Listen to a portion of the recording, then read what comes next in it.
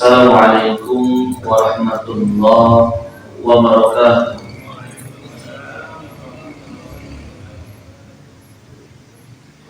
Alhamdulillahi rabbil alamin. Iyyahu na'budu wa iyyahu nasta'in. Al-qail fi kitabihil mubin.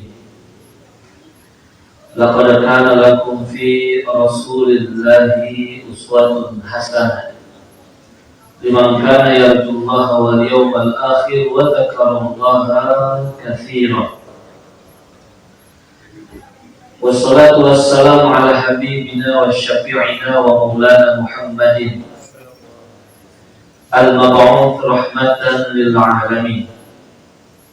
Al-qail fi hadithihi innama bu'ithtu mu'alliman muyassira wa ala alihi wa ashabihi wa atba'ihi ila yaumiddin, amma ba'd.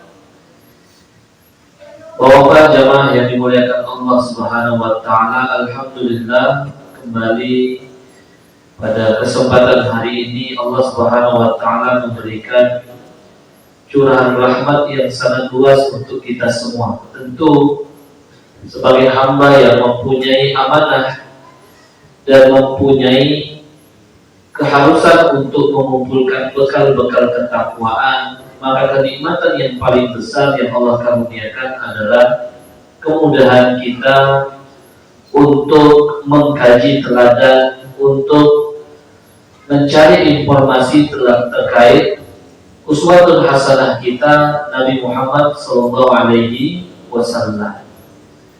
Karena memang Nabi Muhammad SAW adalah kebaikan yang harus kita syukuri yang Allah hadirkan di tengah-tengah kita. Bahkan rangkaian nama yang kita ucapkan dalam salawat kepadanya pun memberikan kelipatan ganda pahala 10 kali lipat di sisi Allah Subhanahu wa taala. Dan juga tentunya dalam membahas dan mengkaji Nabi Muhammad SAW adalah cara Allah Subhanahu wa taala untuk memberikan karunia hidayah dan taufik agar hati-hati kita dapat stabil, dapat istiqomah, dapat kokoh dalam menjalani penghambaan kepada Allah sampai pada akhirnya semua kita akan diwafatkan. Semua kita akan menemui batas akhir yang menjadi batas kehidupan kita, dinamakan dengan ajal. Dan ketika ajal itu tiba, maka tidak akan ada yang bermanfaat kecuali bekal ketakwaan. Maka mengkaji kisah dan sirah perjalanan dari uswatun hasanah kita Nabi Muhammad SAW adalah karunia yang sangat besar dari Allah Subhanahu wa taala. Sebagaimana yang Allah sampaikan di dalam Al-Quran, wa kullan naqussu 'alaika min amba'ir rusul man sabbitu bihi fu'adak.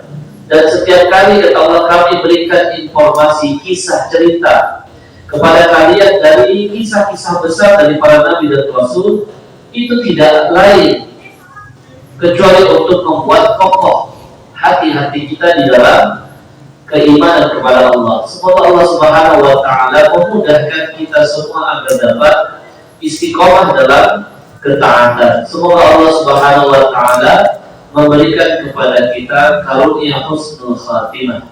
Amin ya rabbana ya rabbal alamin.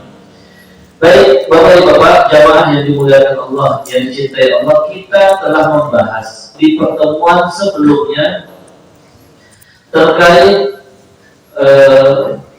tanda-tanda atau kejadian-kejadian besar sebelum dilahirkannya Nabi Muhammad SAW. Tentu kita telah menyampaikan bahwa Allah Subhanahu wa taala yang memilih jalur-jalur terbaik, jalur-jalur nasab terbaik yang pada akhirnya nanti akan sampai kepada Nabi Muhammad SAW. Dan itu sebagaimana misalnya yang disampaikan di dalam hadis yang diriwayatkan oleh Imam Muslim. Tentu hadis ini sahih.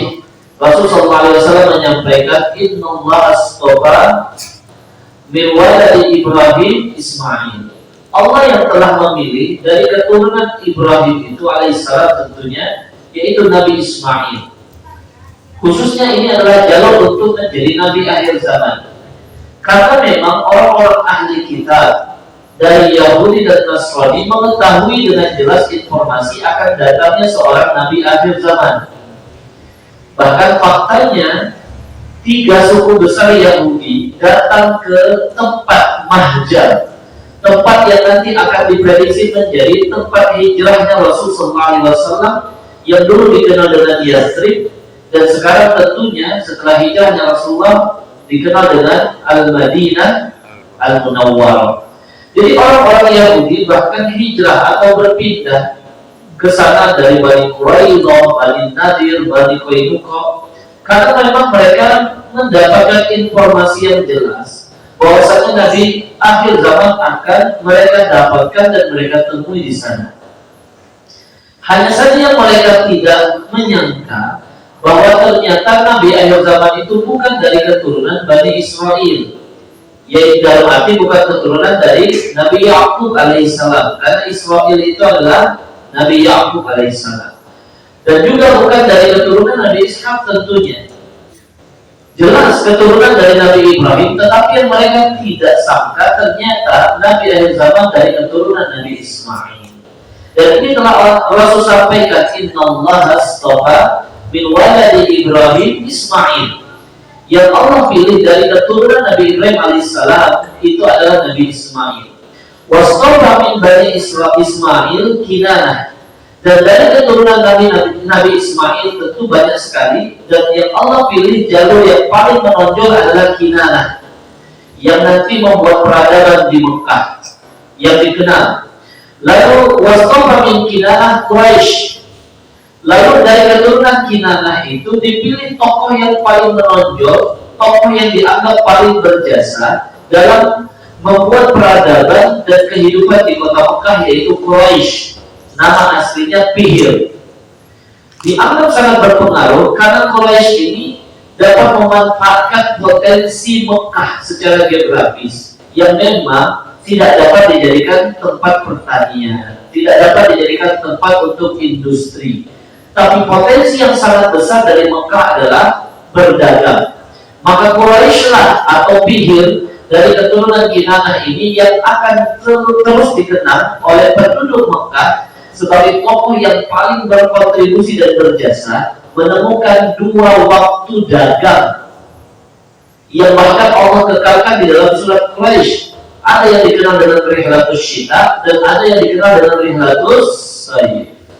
Perjalanan pada musim dingin ke Yaman, Habasyah, Ethiopia, dan perjalanan musim panas ke Syam, ke Romawi saat itu. Dan barang yang diperjualbelikan adalah barang-barang yang mereka dapatkan di musim sebelumnya. Jadi kalau dagang ke Yaman atau Habasyah, barang yang mereka bawa adalah barang yang mereka dapatkan dari Syam. Dan sebaliknya ketika mereka berdagang ke Syam pada musim panas, barang yang mereka bawa adalah barang yang datang dari musim dingin. Terus berputar seperti itu karena memang Mekah bukan tempat produksi, bukan tempat pertanian.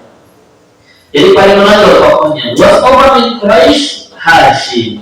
Dan yang Allah pilih dari keturunan Quraisy nanti Hashim, kakeknya Rasul sallallahu alaihi wasallam, buyut ya tentunya. Dan kita sudah menjelaskan kemarin ya bahwa Rasul juga menekankan Wastofani min Bani Hashim, dan Allah memilihku dari keturunan Bani Hashim. Nah, kita telah memulai dari nama tokoh yang sangat berpengaruh. Jadi kita mengawali ingin membuktikan hadis ini secara faktual atau fakta ya. Jadi kita akan menemukan memang ya di antara cara Allah membuat Nabi Muhammad SAW nantinya tidak terbantahkan sebagai tokoh yang dapat dijadikan sebagai panutan. Ya, karena memang dari sisi sejarah dan nasabnya Nabi Muhammad mendapatkan jalur terbaik dari keturunan Quraisy. Kita telah menyampaikan sebelumnya nama Qusay bin Kilab. Nama Qusay bin Kilab ini sangat penting karena dia dijuluki Quraisy kecil yang melakukan pembaharuan merebut kekuasaan yang tadinya diambil paksa selama 500 tahun oleh Bani Jurhum. atau dari Bani Jurhum oleh Bani Khuza'ah. Jadi Bani Khuza'ah itu suku dari luar Mekah. Dia menginginkan apa yang dimiliki oleh suku Jurhum yang merupakan keluarga dari Nabi Ismail alaihissalam. Tentu suku Jurhum sudah kita juga jelaskan berasal awalnya dari Yaman. Ketika sebuah bendungan hancur, maka mereka mencari tempat lalu menemukan Mekah yang diberikan air, menemukan seorang wanita yang bernama Siti Hajar dan anaknya yang bernama Ismail tentunya. Baik, jadi setelah 500 tahun Bani Khuza'ah berkuasa menghapus risalah dan ajaran dari Nabi Ibrahim, khususnya hal-hal yang berkaitan tentang konsep beribadah kepada Allah. Ya, kalau beribadah haji tetap, karena memang di situ ada kepentingan, ya, ada kepentingan berkaitan tentang ya keuntungan orang-orang yang datang. Jadi melaksanakan haji dan umrah tetap terjaga dari ajaran Nabi Ibrahim alaihissalam. Jadi memang ajaran-ajaran yang terhapus adalah ajaran-ajaran yang mungkin secara duniawinya tidak memberikan dampak secara langsung. Makanya nanti ciri-ciri hari kiamat itu diantaranya ada beberapa ilmu yang mungkin tidak terlalu diperhatikan oleh kita sebagai kaum muslimin, dicabut oleh Allah karena kita melihat ya tidak mempunyai dampak langsung secara dunia. Contoh misalnya, fikih waris. Sudah semakin sedikit orang yang mempelajarinya dan menganggap ini mungkin untuk dipelajari. Kecuali orang-orang yang sadar kalau harta ini adalah amanah yang sewaktu-waktu dia akan diwafatkan dan dia tidak boleh memperlakukan harta yang ditinggalkan itu kecuali dengan hududullah. Tetapi kalau berkaitan dengan zakat, berkaitan dengan wakaf, berkaitan dengan semua yang masih ada kaitan dengan potensi duniawinya, saya yakin insya Allah tetap akan terjaga. Baik, begitu juga, makanya nanti ajaran Nabi Ibrahim itu beberapa tetap ada, beberapa sudah menjadi hilang, tapi beberapa menjadi samar-samar. Jadi mereka mencampur adukan antara menyembah Allah dan juga menyembah berhala-berhala. Dan tokoh yang pertama kali membawa dan membuat aturan untuk menyembah berhala adalah Amr bin Luhai al-Khuzai. Jadi kita harus memahami bahwa kepemimpinan ini penting karena dia dapat mengubah ajaran untuk di masa yang akan datang. Jadi Amr bin Luhai membawa berhala dan mengharuskan orang-orang untuk mengagungkan berhala tersebut. Tetapi dia juga mempunyai semacam kekhawatiran kalau orang-orang meninggalkan melaksanakan ibadah haji. Makanya mereka dikenal sebagai musyrik. Ya. Mengapa dikatakan musyrik? Karena mereka mempersekutukan Allah. Mereka tetap tawaf, mereka tetap sa'i, mereka tetap melaksanakan haji, mereka tetap umrah, tetapi mereka juga menyembah berhala, mengagung-agungkan berhala. Lalu Qusay bin Kilab nanti yang sudah kita jelaskan sebelumnya mengambil alih kembali ya dari Bani Khuza'ah, maka dia dikenal sebagai tokoh pembaharuan Qusay bin Kilab. Baik, dari Qusay bin Kilab kita mengenal, kita langsung membahas mungkin jalurnya kepada Rasul ya Pak ya. Nah, memang waktu kita tidak terlalu banyak supaya fokus. Dari Qusay bin Kilab mempunyai beberapa anak tentunya. Yang fokus pembahasan kita adalah Abdul Manaf. Abdul Manaf juga mempunyai ya karakter yang sangat menonjol dari sisi kepemimpinan dan dialah akhirnya yang mempersatukan keturunan Qusay bin Kilab agar tidak berpecah dan kembali kepada Bani Khuza'ah dengan membagi tugas. Jadi keturunan Abdul Dar yang kakaknya melanjutkan ayahnya Qusay bin Kilab dibagi menjadi bertanggung jawab terhadap Ka'bah ya dan Darun Nadwa. Makanya sampai detik ini yang memegang pintu atau kunci pintu Ka'bah itu keturunan Bani Abdul Dar. Rasul tidak mengganggu itu semua.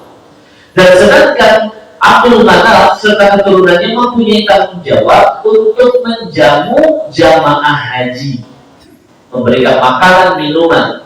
Baik, sehingga Abdul Manaf ini dikenal sebagai pribadi yang luar biasa menyatukan.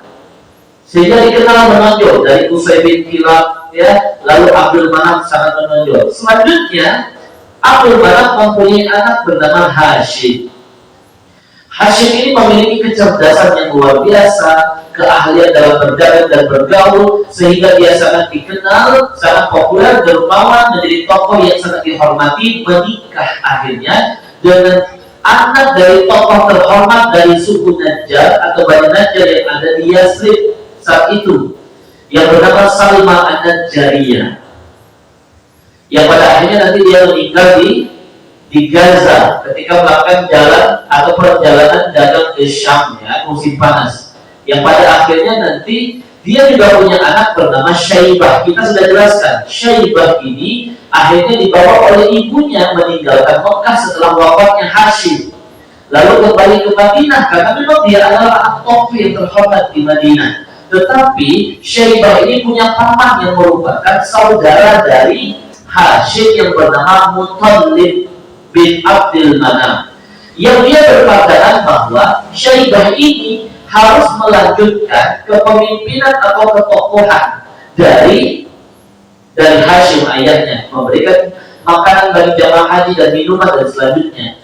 Maka akhirnya setelah berinteraksi dengan ibunya, Syaibah memilih untuk kembali ke Mekah bersama pamannya, dibawa oleh paman yang Muthalib menggunakan kendaraan yang identik. Biasanya Muthalib ini selalu membawa budak hamba sahaya yang dikenal oleh orang-orang Mekah, dia membawa budak yang berkualitas. Maka ketika Muthalib membawa anak muda, dianggap itu adalah budak hamba sahaya yang dapat dibeli, sehingga mereka berkumpul dan mereka tentunya mengatakan, nah itu Abdul Muthalib, maksudnya hamba sahaya punyanya Muthalib. Jadi Muthalib bukan nama Tuhan, bukan nama berhala mereka, ya, lain seperti Abdul Manaf, Abdul Uzza, nanti Abdul Manaf, ya, dan yang lainnya.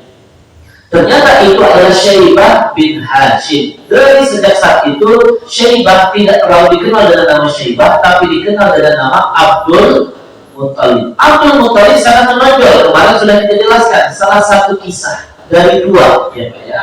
Kisahnya Abdul Muthalib ini karena melanjutkan tugas dari orang tuanya terdahulu, dari Hashim, dari Abdul Manaf, tentunya menjamu dan memberikan makan minum jamaah haji, maka Allah takdirkan, Allah berikan ketentuan dan ketetapan bahwa Abdul Muthalib yang menemukan sumur Zam-Zam. Jadi dulu itu sumur Zam-Zam itu 500 tahun lebih Pak hilang. Ketika suku Jurhum diambil alih oleh Bani Khuza'ah, ditutup sumur Zam-Zam, ya. Maka sejak saat itu sumur Zam-Zam itu seakan hanya informasi dongeng belaka, gitu. Bahkan mereka mendapatkan cerita dari orang tua terdahulu terkait airnya orang tua mereka Ismail yang Allah karuniakan. Tapi mereka tidak tahu tempatnya di mana, wujudnya seperti apa. Sampai pada akhirnya kita sudah jelaskan di pertemuan sebelumnya, Abdul Muthalib mendapati mimpi 3 malam berturut-turut. Bahkan dikatakan 4 malam berturut-turut, lalu diberikan dia semacam arahan untuk menemukan tempat posisinya sumur Zam-Zam, lalu dia menemukannya. Jadi sekali lagi, Abdul Muthalib itu menyembah berhala. Ini fakta, ya. Tentu ini tidak akan ada pengaruhnya dengan Nabi Muhammad SAW, karena ayahnya Nabi Ibrahim pun membuat berhala, ya kan? Baik. Nah, jadi karena dia memang mengapa menemukan sumur Zam-Zam, dari mimpi itu pun diberikan semacam alasan. Allah Subhanahu wa Ta'ala memberikan alasan sebagaimana yang dikutip dalam hadis Taskil Haji Jal A'zam. Karena dengan air itu engkau akan memberikan air minum bagi jamaah haji. Karena memang Abdul Muthalib tokoh yang melanjutkan tugas dari nasab sebelumnya, memberikan jamuan bagi para jamaah haji. Baik, ditemukannya sumur Zam-Zam ini tentu membuat tokoh-tokoh Quraisy lain yang merasa mereka juga keturunan Quraisy, yang keturunan itu kembali kepada Ismail, mereka juga berarti berhak terhadap sumur tersebut, sehingga mereka mengatakan, wahai Abdul Muthalib, ya, ikut sertakanlah kami dalam kepemilikan sumur Zam-Zam tersebut. Tentu Abdul Muthalib menolaknya, dan kita telah sampaikan memang Pak, sekali lagi Mekah itu setelah kembali diambil alih oleh Qusay bin Kilab, lalu kembali kepada Abdul Manaf dan Abdul Dar, itu tidak ada lagi semacam raja satu yang sangat dihormati, tidak. Jadi memang Nabi Muhammad nanti tidak dianggap keturunan raja, tidak. Oleh karena itu Abdul Manaf itu dianggap mempersatukan semua keturunan Quraisy supaya tidak terjadi perpecahan. dia membuat satu kebijakan semua suku-suku Quraisy berhak untuk membuat keputusan secara bersama-sama. Maka mereka nanti berkumpul, masing-masing dari kepala suku itu berkumpul ketika ada salah satu masalah, mereka akan bermusyawarah untuk mencari solusi bersama di tempat yang dinamakan dengan Darul Nadwa. Sampai nanti ketika mereka berusaha untuk membunuh Rasulullah, ya, saat hijrahnya Rasulullah SAW, maka mereka berkumpul, bermufakat, bermusyawarah, karena memang tidak ada raja saat itu. Ya. Hanya saja Abdul Muthalib tokoh yang sangat dihormati karena memang akhirnya ketika mereka mendapati masalah tersebut, mereka ingin mencari penengah yang dapat membuat keputusan. Mereka sepakat untuk pergi ke seorang dukun di daerah Yasrib dari Bani Sa'idah, dukun wanita. Tentu ya Pak ya, bukan berarti kita promosi dukun-dukun merah, kuning, hijau ya. Seperti sekarang yang lagi viral melalui paku apa-apa itu ya. Bukan kita promosikan, tapi memang faktanya begitu.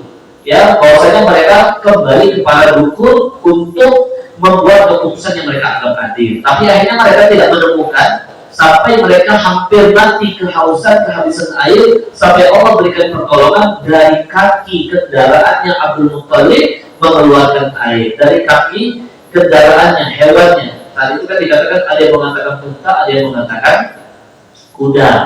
Ya, sehingga mereka sepakat bahwa yang memberikan air bagi Abdul Muthalib adalah yang memberikan air Zam-Zam. Sehingga mereka sepakat memberikan hak sepenuhnya kepada Abdul Muthalib untuk ya kebijakan air Zam-Zam. Karena memang mereka awalnya punya kepentingan dan keinginan, Pak. Ya, air Zam-Zam ini akan membawa keuntungan yang sangat besar. Pertama, terkait air minum, yang kedua terkait eksploitasi sejarah tentunya. Ya, sedangkan Abdul Muthalib merasa dia harus memberikan air Zam-Zam itu kepada siapapun, khususnya para tamu haji dan umrah secara gratis. Makanya bapak-bapak juga kalau haji umrah dapatkan 5 liter ya. Iya, di botol-botol disuruh keluarin gitu ya. Cukup lah 5 liter ya. Baik, jadi begitu. Makanya alhamdulillah sampai detik ini kita mendapatkan air Zam-Zam itu secara gratis. Itu kebijakan dari Abdul Muthalib. Nah, dari hari ini Abdul Muthalib sangat menonjol, Pak. Yang itu merupakan bagian dari cara Allah untuk mengangkat nasabnya Rasulullah SAW. Karena Abdul Muthalib nanti berinteraksi langsung dengan Rasulullah. Baik. Nah ini satu ya dari dua hal yang membuat Abdul Muthalib menonjol. Nah ketika air Zam-Zam itu ditemukan, lalu dibuat secara gratis dibagikan kepada siapapun yang ingin, bahkan khususnya pada jamaah haji dan umrah, itu memberikan dua dampak sedikitnya. Kita buat pembahasannya dampak internal dan eksternal. Dampak internalnya, Abdul Muthalib akhirnya berkeinginan untuk membuat ya atau menambah keturunan yang dapat membantu untuk mengurus para jamaah haji dan air Zam-Zam ini. Baik, itu yang internal. Yang eksternalnya, ya dampak dari air Zam-Zam itu sampai kepada seluruh ya dunia setelah para jamaah haji mendapatkan air Zam-Zam itu secara gratis. Yang selama ini banyak orang yang sulit untuk melaksanakan ibadah haji karena biayanya 2 kali lipat besar. Ketika mereka dari tempat mereka harus menyiapkan bekal air minum untuk sampai ke Mekah, lalu dari Mekah mereka juga harus membeli dengan harga yang mahal agar sampai ke tempat mereka. Sekarang lebih mudah, mereka menyiapkan bekal air minum ya dari tempat mereka menuju Mekah, sedangkan dari Mekah ke rumah-rumah mereka, ke kampung mereka, mereka akan membawa air Zam-Zam seberapapun yang mereka inginkan. Terlebih air Zam-Zam ini dianggap adalah air berupa kemukjizatan. Jadi memang ada jalur dari sisi keagamaannya, spiritualnya, sehingga menarik perhatian. Dan ini merupakan wujud dari dikabulkannya doa Nabi Ibrahim alaihissalam.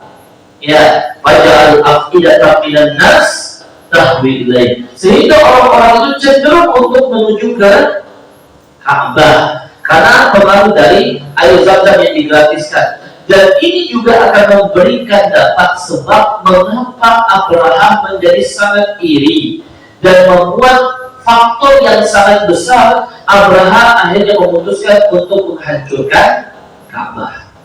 Nah, itu nanti di pertemuan yang akan datang kita bahas. Baik, nah sekarang Abdul Muthalib sangat menonjol. Satu lagi antara Abdul Muthalib dengan Nabi Muhammad, tokoh yang sangat menonjol adalah Abdullah. Nah, Abdullah ini tokoh yang terbaik di antara keturunan Abdul Muthalib dan itu diakui. Puncaknya nanti ketika perang Hunain. Jadi perang Hunain itu terjadi antara kaum muslimin dengan penduduk Taif yang jumlahnya sampai 10.000 orang.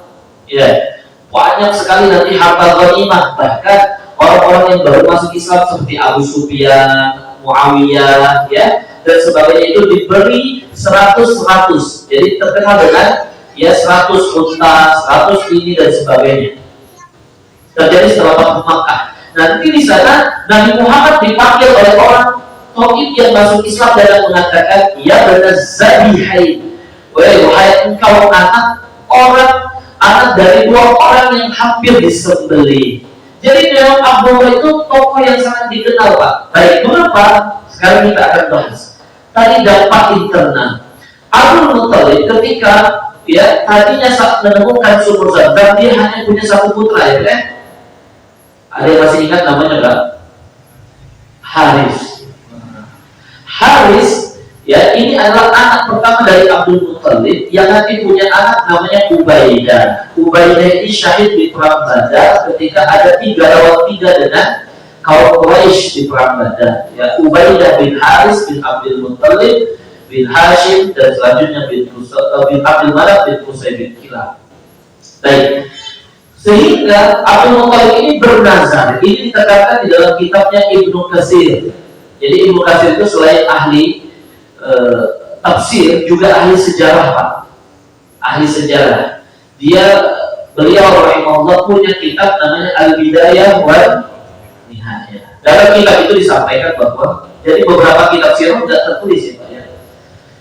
Jadi Abdul Muthalib bernazar saat itu. Dia merasa butuh keturunan yang banyak setelah dia ditokohkan, setelah menemukan sumur Zam-Zam. Dia butuh keturunan yang banyak untuk melanjutkan kebaikan yang dia jalankan. Sehingga dia menikahi 5 wanita lagi. Saat itu bersamaan, Pak, menikahi 5 wanita. Ya. Lalu dia bernazar kalau dia punya dalam waktu yang cepat 10 anak laki-laki, maka dia akan sembelih salah satunya. Itu nazarnya. Baik. Akhirnya menikah dengan 5 wanita ini, dia dikaruniai ya 15 anak. Kan Haris sudah datang, ada tuh Haris. 9 anak laki-laki dan 6 anak perempuan tambahan. Jadi memang ya faktanya paman-paman Rasulullah itu banyak yang beda ibu sama ayahnya. Seperti Abu Thalib ya dengan Hamzah itu beda ibu. Abbas dengan Hamzah dengan Abu Thalib beda ibu. Nanti mengapa hikmahnya Rasulullah dititipkan oleh Abdul Muthalib kepada pamannya Abu Thalib? Padahal Abu Thalib itu di antara paman-paman Rasul yang lain paling miskin, Pak. Anaknya banyak, keturunannya banyak, tapi hartanya sedikit. Padahal banyak sekali paman-paman Rasulullah yang kaya raya. Bahkan Abu Lahab itu sangat kaya raya. Ya, bisnisnya Abu Lahab itu adalah oleh-oleh berhala. Nah, gitu. Jadi kalau orang datang melaksanakan ibadah haji umrah saat itu, oleh-oleh dibawa ke kampung-kampung mereka adalah berhala. Baik. Bapak yang dimuliakan Allah dan cintai Allah Subhanahu wa taala. Abu Thalib dan Abdullah itu satu ayah dan satu ibu. Ibunya bernama Fatimah. Makanya itulah hikmahnya mengapa setelah wafatnya Abdul Muthalib, Rasulullah dititipkan kepada pamannya Abu Thalib. Sedangkan paman-paman yang lainnya beda ibu, Pak. Ya, beda seperti Hamzah, Abbas dan sebagainya. Baik, akhirnya dikaruniai 10 anak laki-laki dan 6 anak perempuan. Jadi dari 10 anak laki-laki ini kita baru menjadi 2. Ada 6 paman Rasulullah, anaknya Abdul Muthalib, yang tidak bertemu dengan masa kenabian Nabi Muhammad. Tentu bertemu dengan Nabi Muhammad. Contohnya nanti Zubair bin Abdul Muthalib. Rasulullah berumur 20 tahun saat itu ketika ikut serta membuat satu piagam undang-undang untuk melindungi semua orang yang di Mekah dan orang ya asli Mekah yang dinamakan dengan Hilful Fudul. Jadi inisiatornya itu adalah Zubair bin Abdul Muthalib dengan pamannya Abu Bakar As-Siddiq radhiyallahu anhu bernama Abdullah bin Jud'an.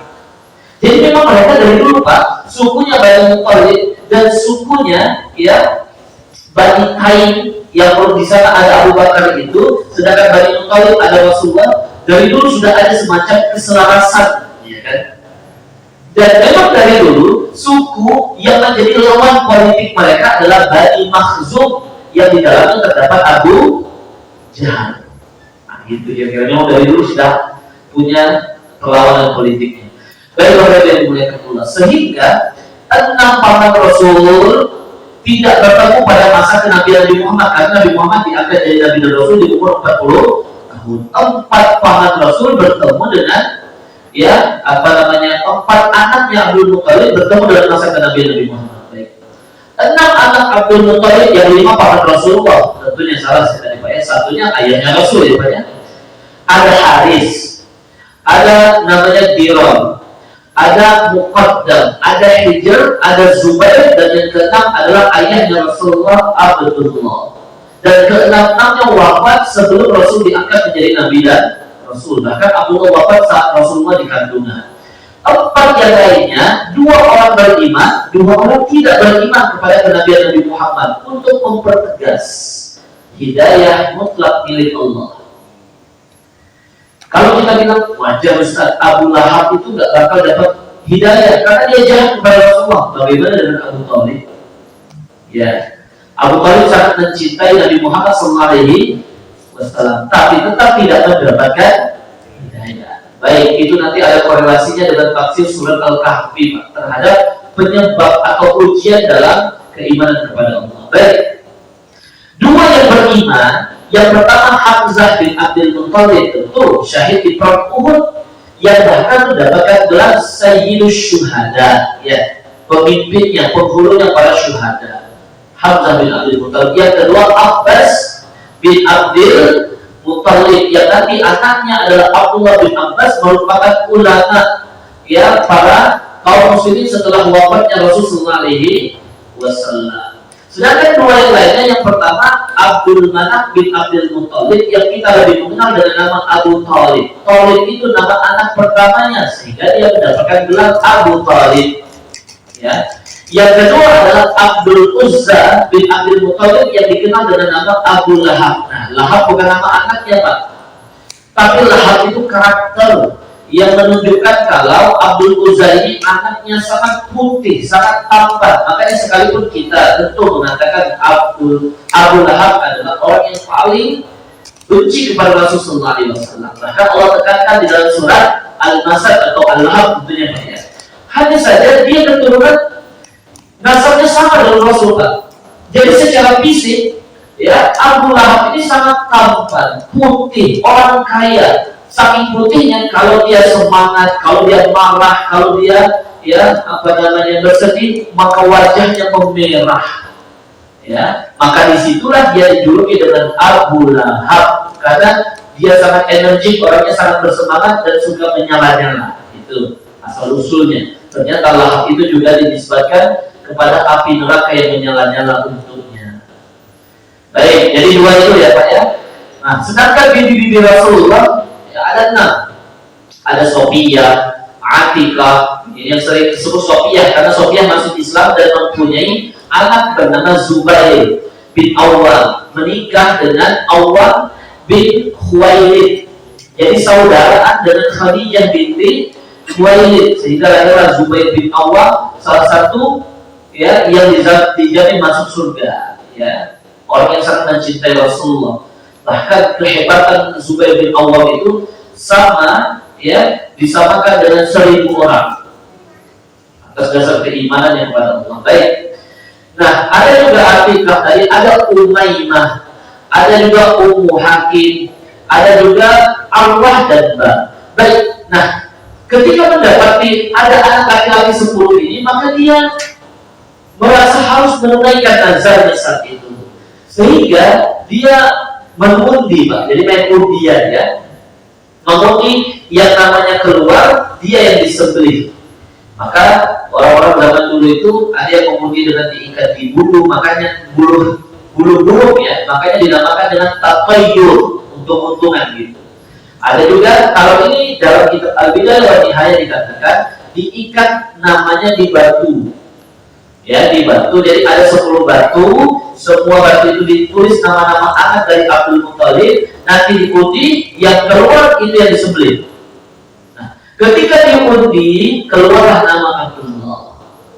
Sedangkan Abdullah ini anak yang sangat menonjol di antara seluruh anak-anak yang lainnya. Dari sisi ketampanan, sisi kecerdasan, sehingga tentu sebagai orang tua dan manusia biasa ada kecenderungan untuk lebih mencintai Abdullah dibandingkan anak-anak yang lain, Pak. Dan itu susah kita untuk menyembunyikannya, hanya bersikap adil yang harus kita lakukan tentunya, ya Pak ya. Baik, akhirnya karena memang namanya Abdullah yang keluar, dia tidak suka kalau Abdullah yang akan disembelih diundi lagi sampai 3 kali. Simpulannya pada akhirnya nama Abdullah terus yang keluar. Akhirnya dia mengatakan, ya sudah, memang Abdullah yang harus kita kurbankan. Akhirnya diikatlah tangan dan kaki Abdullah, diletakkan di sebuah batu yang memang batu itu tempat menyembelih kurban, disembahkan untuk berhala-berhala mereka. Orang-orang Quraisy melihat apa lagi yang dilakukan oleh Abdul Muthalib, sehingga yang dilakukan, dia langsung menyampaikan, apa yang kau lakukan Abdul Muthalib? Abdul Muthalib jika yang mengatakan, saya bernazar, kalau punya 10 anak laki-laki, maka saya sembelih salah satunya. Orang-orang Quraisy ini merasa Abdul Muthalib ini tokoh yang sangat kagumi, yang sangat disegani dan dihormati. Dikhawatirkan apa yang dilakukan oleh Abdul Muthalib akan diikuti oleh masyarakat Mekah. Jadi kalau nanti ada orang punya 10 anak laki-laki, disembelih salah satunya. Padahal itu adalah ijtihadnya Abdul Muthalib, bukan keharusan. Karena dia tokoh, dapat memberikan dampak pengaruh dan dijadikan kebiasaan. Nah ini yang dikhawatirkan. Sehingga mereka melarang. Pada akhirnya undi lagi, berdukun lagi. Akhirnya pergilah ke seorang dukun wanita dari Bani Sa'idah. Kalau saat sumur Zamzam nggak ketemu ya, kalau ini ketemu Pak. Akhirnya dukun wanita tadi bertanya, singkatnya bertanya kepada Abdul Muthalib, berapa diyat? Diyat itu denda yang dibayarkan kalau kalian membunuh seseorang. Katanya saat itu ya adalah 10 unta. Jadi mereka harus menyembelih 10 unta agar dapat menyelamatkan orang yang membunuh itu, pelaku pembunuhan itu dari hukuman dibunuh, gitu ya kira-kira, atau ya denda bagi orang yang membunuh. Akhirnya, baik kalau itu ambil 10 batu, tulis unta semua, ambil 1 batu, tulis nama Abdullah, lalu kembali diundi dan dipilih. Ketika pilihan yang pertama diambil batunya, keluar Abdullah lagi. Maka dukun wanita mengatakan, baik, engkau harus menyembelih 10 unta, ya, pilih lagi, ya, 1 batu unta udah dibuang, tinggal 9, ya Pak ya. Terus dipilih, keluar Abdullah lagi, dipilih, keluar Abdullah lagi, terus sampai batunya habis. Akhirnya dukun itu memberikan keputusan, engkau harus menyembelih 100 unta. Jadi setiap batu, setiap 1 unta itu 10 unta.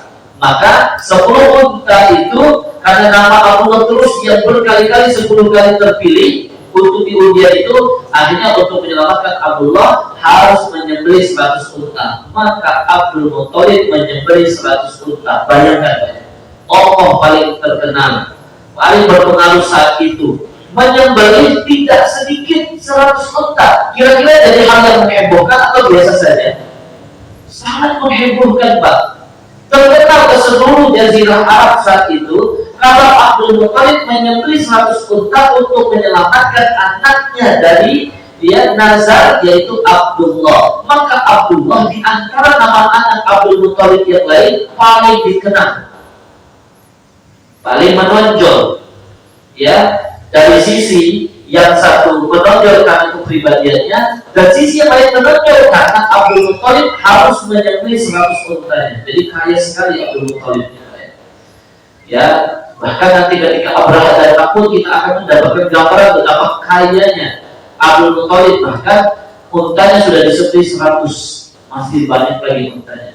Baik Bapak yang dimuliakan Allah, yang dicintai Allah Subhanahu wa Ta'ala, sehingga apapun yang berkaitan tentang Abdullah itu menjadi terekspos, diangkat, Ya, apalagi saat itu Abdullah menikah dengan wanita yang secara jalur nasab juga sama dengan istrinya Hashim.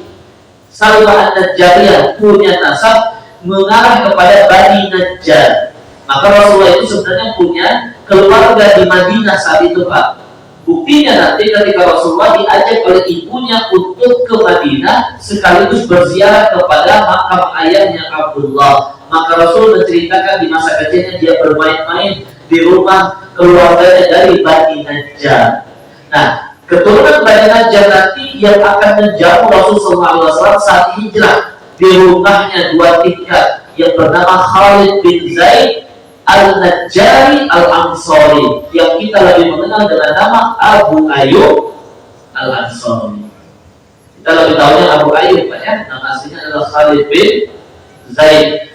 Baik, ini bapak-bapak yang dimuliakan Allah dan dicintai Allah Subhanahu wa taala, ini semacam memberikan ya pernyataan semua yang dilakukan oleh Abdullah, semua yang berkaitan tentang Abdullah terangkat saat itu karena dia menjadi tokoh yang diselamatkan dengan harus disembelih 100 unta.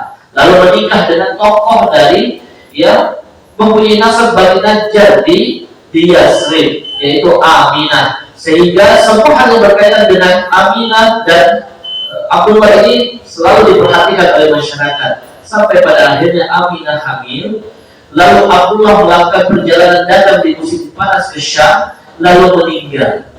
Kira-kira sepi tak Pak kisahnya? Kalau yang meninggal itu Abdullah? Enggak.